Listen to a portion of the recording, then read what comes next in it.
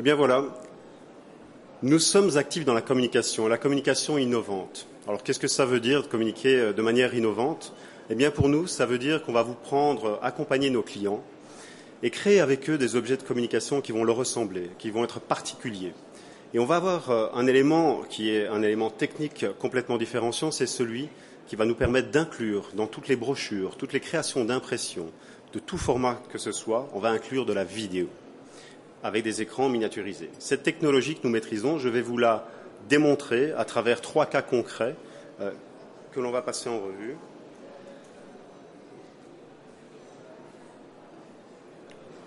Alors, excusez-moi, ça bouge, voilà. Donc, un de mes prospects, qui est maintenant devenu heureusement client, vient me voir et dit voilà Laurent, nous allons participer. C'est une maison de production flamande qui construit du contenu pour le monde audiovisuel. Ils se rendent donc au salon de Cannes et ils savent qu'ils ont un certain nombre de rendez-vous qui sont déjà organisés. Des gens qu'ils vont rencontrer et donc tout va bien, ils maîtrisent assez bien ce processus. Mais ils savent aussi qu'ils vont rencontrer, un petit peu comme aujourd'hui et comme moi je l'ai fait ces 2 derniers jours, j'ai rencontré des gens et je n'avais pas de rendez-vous avec eux. Et ils m'ont dit on aimerait bien qu'ils aient une vraie vision de ce que l'on fait et surtout qu'à l'issue de ce salon, ils se souviennent de nous. Ce que nous avons construit pour eux, c'est une carte de visite telle que celle-ci, avec un écran vidéo intégré. Et nous avons montré à leurs interlocuteurs toute leur capacité de production. Alors, son et vidéo à leur disposition. Le résultat était celui qu'ils attendaient, celui qu'ils escomptaient. On n'a pas jeté leur carte de visite, on a absolument compris qui ils étaient et on se souvient d'eux.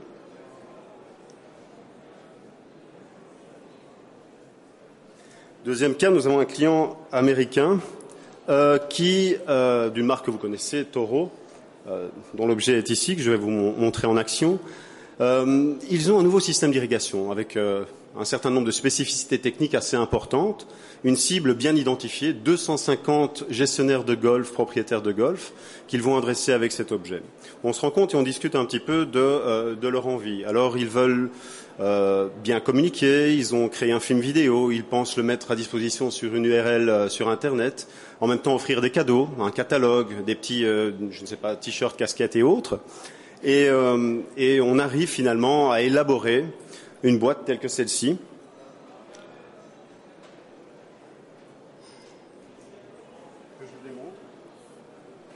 Donc un objet tridimensionnel avec à l'ouverture un écran vidéo qui démarre et qui va présenter à nouveau de manière unique, spécifique, la technicité qu'ils ont mis en œuvre pour répondre à ces besoins d'irrigation spécifiques des golfs.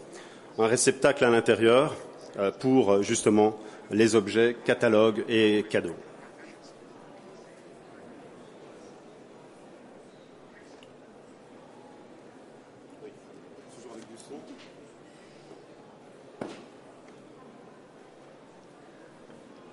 J'en arrive au troisième exemple concret. Ici, on est moins dans le promotionnel, dans l'information, mais plus dans le support à la vente.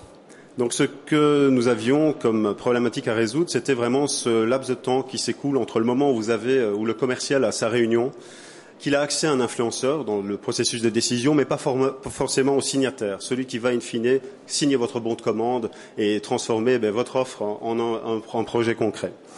Et donc on connaît tout ça dans un processus de vente, le moment où on quitte la pièce, on laisse les éléments à une personne qui, en interne de l'entreprise, va répéter un petit peu ce que vous faites. Et qu'est-ce que cette personne va répéter? Elle va immanquablement répéter ce qu'elle a le mieux compris, en premier. Et il y aura un filtre naturel, qui est son propre filtre, sa compréhension. C'est pas forcément ce que vous désirez qu'il soit répété en interne de l'entreprise. Vous désirez, en tant qu'offreur de services, de biens, ce que vous voulez, c'est qu'on vous comprenne, que vos arguments soient portés à l'intérieur. Et in fine, que la décision soit en votre faveur. La commande, l'acte de commande soit passé. Et donc, ce qu'on a construit, c'est une brochure de ce type-ci. En réalité, ce n'est pas celle-ci. Je n'en avais plus exactement de ce modèle-là.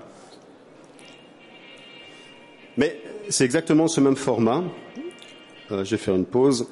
extrêmement fin, une brochure A4 à l'intérieur de laquelle il y avait une poche également pour pouvoir y glisser des documents écrits, une offre de prix, etc.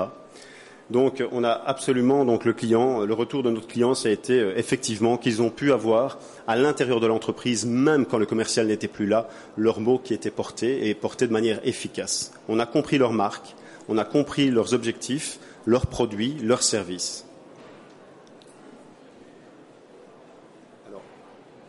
C'est fini? Les 3 minutes sont passées? Donc je vais aller très très vite. En fait, d'une manière générale, des études montrent sur des objets concrets comme ceux-ci, qui sont des objets multisensoriels. Vous avez quelque chose en main, vous avez du son, de la vidéo, de la lecture. On a une meilleure rétention de l'information. On vous comprend, on vous retient. Et contrairement à la publication de brochures papier, où vous devez peut-être en produire 1000 pour que 100 soient vus, ici, c'est un peu l'inverse. On en produit 200 pour que 1000 personnes voient votre brochure. Parce que quand vous rentrez au bureau, quand vous avez une telle brochure, il est fort à parier que vous allez le montrer à vos collègues et que vos collègues, même s'ils n'ont pas été l'audience primaire de votre brochure, vont comprendre qui vous êtes, ce que vous faites et quel est le but de votre société et de vos services. Voilà, je vous remercie.